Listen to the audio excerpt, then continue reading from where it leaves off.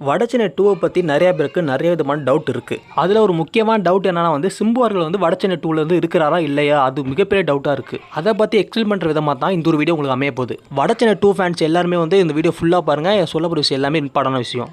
ஆரம்பிக்கலாமா? இவனுங்களை மாதிரி பேப்பர் ரவுடி நான் இல்லைன்னு உனக்கு நல்லா தெரியும். லேட்டஸ்ட்டாக வெற்றிமாறன் ஒரு யூடியூப் சேனலில் பதிவிட்டிருந்தாரு. அவர் அதில் சொன்ன முக்கியமான விஷயம் என்னன்னா, சிம்புட 49 படத்தை நம்ம வெற்றிமாறன் தான் இயக்க போகிறாரு. அதற்கு ப்ரொடியூசர் யாருன்னா கலப்புலி தானு. இந்த படம் வடச்சென்னை டைம்லைனில் தான் நடக்கும் அப்படின்னு சொல்லியிருக்காரு. அப்போ இது வடச்சென்னை 2 அப்படின்னு கேட்டிங்கன்னா அந்த பேர் எப்படி இருப்பான்னு தெரில. ஆனால் அது தனி ஒரு வேல்டு. ஆனால் வடச்சென்னை டைமில் தான் நடக்கிறது. ஆனால் வடச்சென்னை 2 வரக்குள்ள தனுஷர்கள் வச்சு தனியாக எடுக்கக்குள்ள அப்போ சிம்பு உள்ள கனெக்ட் பண்ணுறதுக்கான வாய்ப்புகள் அதிகமாகவே இருக்குது. ஓப்பனாக சொல்ல போகணுன்னா வடச்சென்னை 2ன்னு சொல்லிட்டு ஒரு தனியாக நிறைய ஃபேன் பேஸ் இருக்குல்ல, அதே ஒரு பிஸ்னஸாக மாறிடுச்சு. அதாவது வடச்சென்னை 2க்கு அவ்வளோ ஹைப் இருக்குள்ள வெற்றிமாறன் புதுசாக நம்ம ட்ரை பண்ணணும்னு சொல்லிட்டு ஒரு யூனிவர்ஸில் கிரியேட் பண்ணுறாரு. அந்த யூனிவர்ஸ்குள்ளே சிம்பு உள்ளே வர மாதிரி பிளான் பண்ணுறாரு. அதுக்கு சிம்பு அறிமுகப்படுத்துறதுக்காக வடச்சென்னை 2 நடந்த டைம்லைனில் சிம்பு தனியாக ஒரு பணம் எடுத்து வச்சு அப்புறமா சிம்பு அதுக்குள்ளே கனெக்ட் பண்ணுறதுக்காக பிளான் பண்ணியிருக்காரு. இதில் உங்களுக்கு நிறைய பேருக்கு டவுட் ஒன்று வரலாம். அதாவது வடச்சென்னை ப்ரொடியூசர் தனுஷ். ஆனால் இப்போ வெற்றிமாறன் சிம்பு வச்சு ஒரு தனியாக ஒரு படகுக்குள்ளே கலைப்புலி தானே தான் இதுக்கு ப்ரொடியூஸ் பண்ணுறாரு. எப்படி இருந்தாலும் வடச்சென்னை பேஸ் பண்ணி டைம் லைனில் நடக்கிறதுனால எப்படி இருந்தாலும் ஏதாச்சும் ஒரு என்ஓசினா கண்டிப்பாக வாங்கி தான் இருக்கணும். அந்த என்ஓசி பணம் கொடுத்து வாங்குறாங்களா இல்லை அது என்ன தான் பிளான் பண்ண சொல்லி நிறைய கேள்வி இருக்கும். ஆக்சுவலி அதில் வெற்றிமாறன் தெளிவாக சொல்லியிருப்பாரு. அந்த என்ஓசி ஆல்ரெடி முன்னே இதை பற்றி பேசியிருக்காங்க.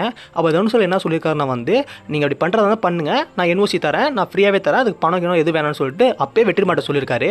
இப்போ அதை மையமாக வச்சு இதை ப்ளஸ் ஆக்கி இதில் ஸ்டார்ட் பண்ண போகிறாங்க. இது யாருக்கு ப்ளஸ்ஸோ இல்லையோ கண்டிப்பாக கலைப்புலி தானுக்கு செம்ம ப்ளஸ்ஸாக இருக்கும். ஏன்னா காசே கொடுக்காம என்ஓசி வாங்குறதுனா ஒரு கொடுத்து வச்சது தான். தனுஷ் கொடுத்தது ஒரு முக்கியமான காரணம் வெற்றிமாறன் நம்பி.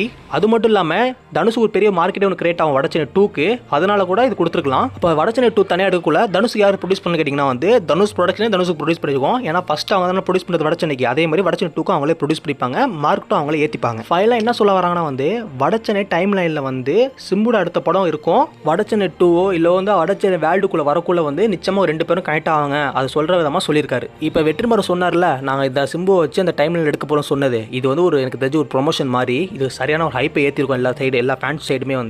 அதனால் அதுக்காக தான் இந்த வீடியோ ஒரு பதிவு பண்ணியிருக்காரு.